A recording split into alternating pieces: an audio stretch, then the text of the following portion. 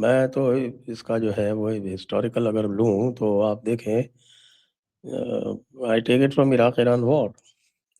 Iraq-Iran war is something which I have witnessed at close quarters, क्योंकि उस वक़्त हमारा जो I was on a ship sailing, और we were sailing in the gulf, even went to Kharg island to pick up oil cargo. अब यही है, आपने खर्ग का बोला, कल को अगर Americans do a raid and capture Kharg, हुँ। ठीक है, लेट्स से इट्स छोटा सा आइलैंड है, कितना डिफेंड करोगे उसको? Now you know that this is something they can do. जाके तुमने खर्ग ले लिया इनसे, ठीक है, this could be one of the things, तुमने इसकी बेसिकली फ्यूचर कैपेसिटी बंद कर दोगे आप इसकी। ही वोंट ऐड अभी तो क्या ले कैपेसिटी। लेंगे? उनका तो एक भी वेसल नहीं है, और सारे वेसल तो वो निकाल के बाहर बैठे हुए हैं, कहाँ से ले लेंगे? सर भाई, एम्फीबियस रेड कर सकते हो बहुत अमेरिकन्स कुछ। अमेरिकन्स की कैपेसिटी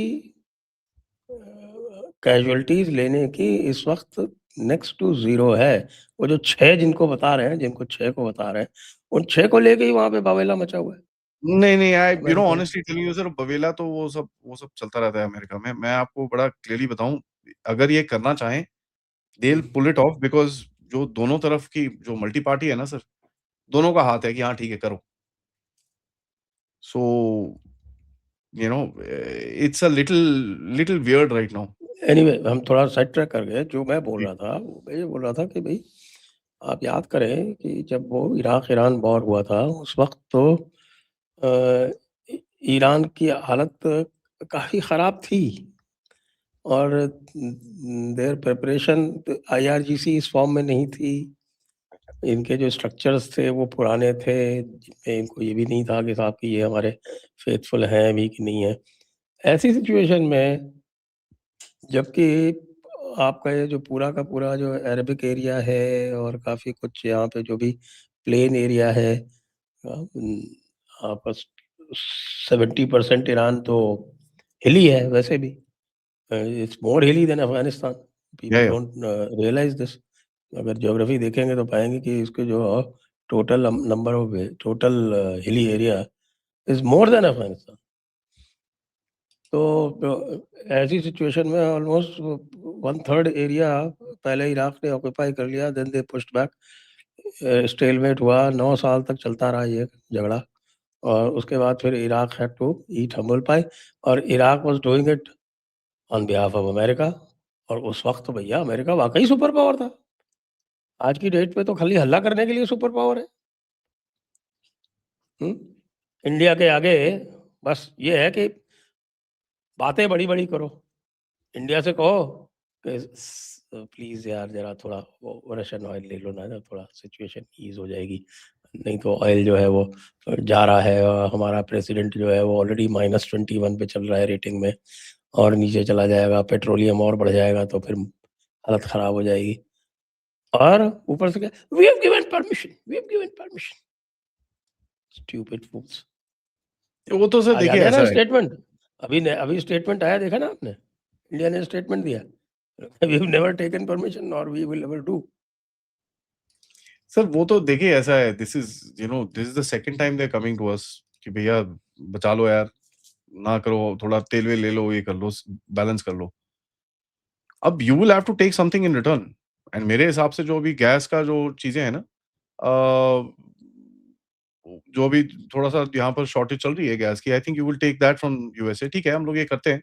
आप हमको एलपीजी जो आपके पास है चीप चीप में दे दो, कोई टेंशन नहीं है। So those deals currently I think are taking place. You know एक कनाडा से तो आपकी गैस की डील हुई है, ऑस्ट्रेलिया से आपके पास आ जाएगा। 1 हफ्ता हुआ है सर वॉर को। आई थिंक वो यू नो 8-10 दिन तो शिप आने में लग जाते हैं। यू नो तो आपको भरना है, उसके बाद लेके आना है, so it will take probably another week, जब तक थोड़ा वीक 10 डेज़ थोड़ा सेटल डाउन होगा। बट देखिए सर, ये ऑयल का चक्कर बड़ा इंटरेस्टिंग है, क्योंकि अमेरिका, और ये मेरे को लगता है कहीं न कहीं नूरा कुश्ती भी है, ठीक है? अ, अमेरिका ठीक है, रशिया को क्या मिलेगा? रशिया को बोल रहा है यार तू रहने दे, ईरान को थोड़ा छोड़ दे। अच्छा मैं तेल तेरा जाके ज़्यादा कर देता हूँ। अच्छा भाई ले लो, तेल ले लो। So it's basically that the deals that they are doing at the back, they are thinking that everybody is doing. हमारे तो सर यहाँ पर रोने की लुट गए, बर्बाद हो गए गैंग तो भैया वो हमेशा तैयार रहता है। बस they are at the go right now. मतलब कोई जैसे बोल कुछ कुछ आया नहीं आज। सुबह उठ के ऐसे-ऐसे देखते कुछ आया? आया, लुट गए, बर्बाद हो गए, लुट गए, बर्बाद। वो तो हमारा आदत है sir. I mean we are very pessimistic people as per se, और ये चीज़ मेरे को ये मेरे को बड़ा। आदि देखो, आज की डेट में ब्रेंट क्रूड इज $92.69 पर बैरल। 92.69। अगर आप ये मान लो कि at the start of this war it was I think about 68 और सो, तो देखो कितना बढ़ गया भाई, 40% बढ़ गया। वो तो है सर, वो तो है, उसमें कोई डाउट नहीं है। 40% इंक्रीज इन 8 डेज। अच्छा भाई, हमारे पास तो रिजर्व्स हैं, हमारे पास तो सिस्टम्स हैं।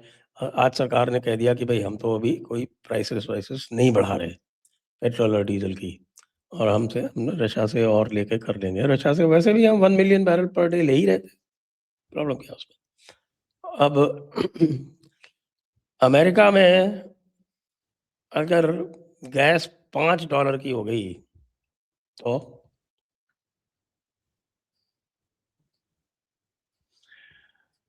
देखिए सर, यही तो बात है ना, they want to stabilise that oil.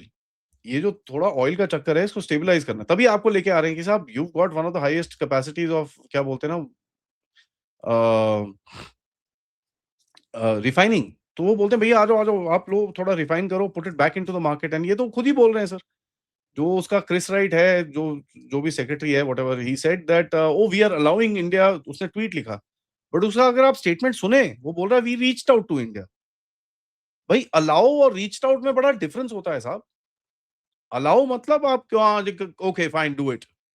Reached out saying भैया हेलो, आप थोड़ा कर सकते हो हमारे लिए। There is a difference in the two. एक तो रीच्ड आउट बोलते हो और लिखते अलाउड हो, तो भैया आपका भी थोड़ा कहीं न कहीं ब्रेन स्कैन करना चाहिए इनका। कोई पूरी ट्रम्प सरकार को लाइन में खड़ा करके भैया सबका एमआरआई कराओ। ये तो ये सब तो अब बहुत पहले हो जाना चाहिए था। ठीक है? So it's very weird when they are talking like this. Now इसके अंदर देखिए सर क्या है, मैं आपको बड़ा क्लियरली बताता हूँ।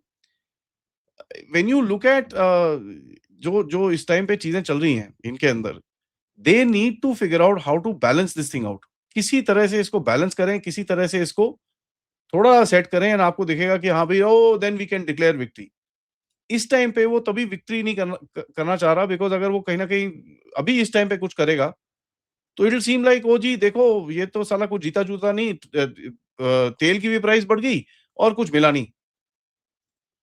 ठीक है? So it this is all kind of connected all together. ये कोई सेपरेट चीज़ नहीं है कि भैया कहीं न कहीं ओ जी सेपरेट है जी, नहीं, वो ट्रम्प अलग खेल रहा है, ये अलग खेल रहा है, ना, ना।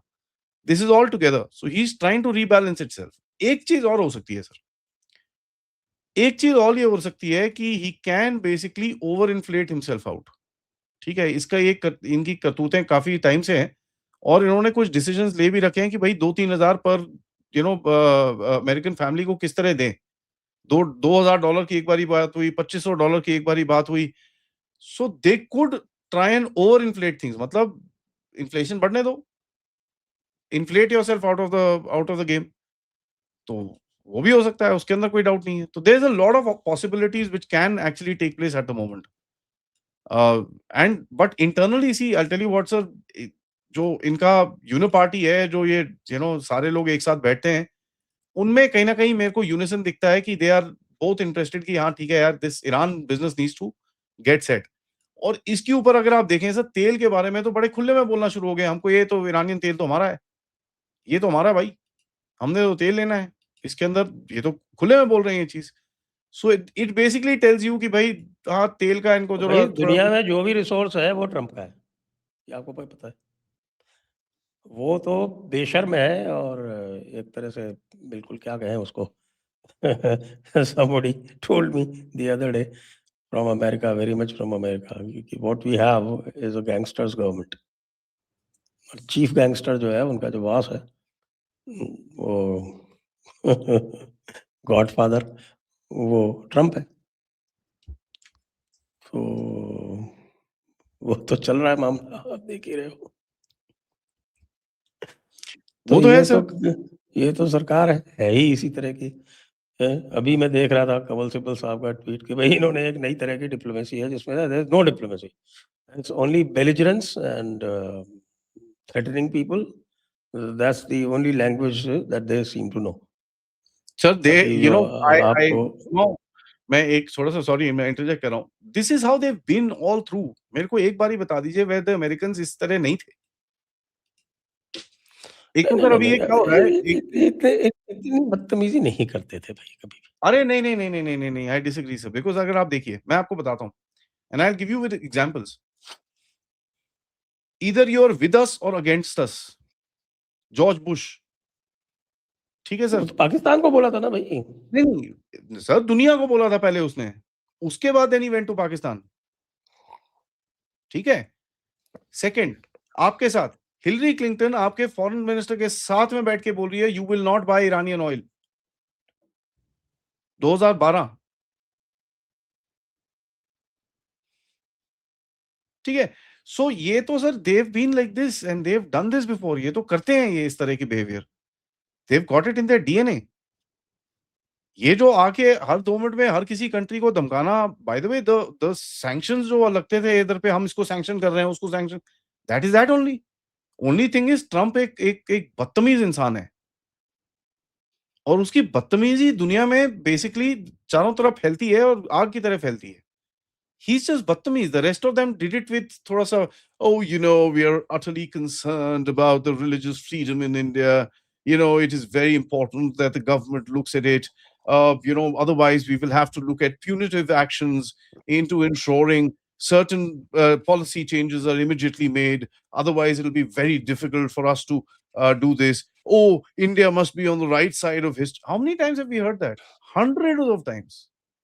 जो बाइडेन का क्या था सर? यही तो बात करते थे। Religious freedoms, rights, press freedom, right side of history. लोग भूल गए आज जो 2021 में जब वॉर शुरू हुई थी, जब हमने इनके से रशिया से तेल लेना शुरू किया था, इसकी वो जो साखी होती थी, उनका जो प्रेस स्पोक्सपर्सन थी, शी हैड वन्स मेंशन्ड कि साहब you need to be on the right side of history. European Union के जो फाइनेंस मिनिस्टर थे, I forget his name now, he said Europe is the garden and the rest are all jungle. तो ये तो sir इनकी आदत रही है। ओनली थिंग इज ये थोड़ा पोलाइटली बोलते थे पहले। आज टप्पू द ट्रम्प है तो वो पप्पू द पंप की तरह अपना पंप आउट करता रहता है। उसकी ट्वीट्स बाद में निकलती है, ट्वीट पहले निकल जाती है, सोचता पहले बाद में है वो। तो डिफरेंस वही है। Otherwise, they've been like this. They've been aggressive all the way along. I mean, there is no question about it. आपके साथ मोदी जी के साथ इन्होंने and I mean there is I can't prove this documentarily but I can tell you this with a lot of confidence कि विशाखापट्टनम में ये port मांग-मांग के आपसे ठग गए हैं। They have been asking for that Visakhapatnam area कि हमको यहाँ पर एक बेस बनाने दो for a long time. Modi ji आज जाके विशाखापट्टनम में बेस बनाने दें इनको, देखिए सारे सब आपका जेट इंजन ऐसे लाइन लग जाएगी यहाँ पर। कोई साला मजाल है उसके बाद आर्टिकल लिखे, कुछ नहीं होगा उसके बाद। Everything will be fine. See they want this कि भैया आप फरवरी में भी जो डिस्कशंस हुई थी मोदी जी और ट्रम्प के बीच में, वहां पर अभी तो रिपोर्ट्स बड़ी क्लियर हैं, there was differences right from then. फरवरी की जो मीटिंग हुई थी पिछले साल, तो डिफरेंसेस तो वहीं से शुरू हुए।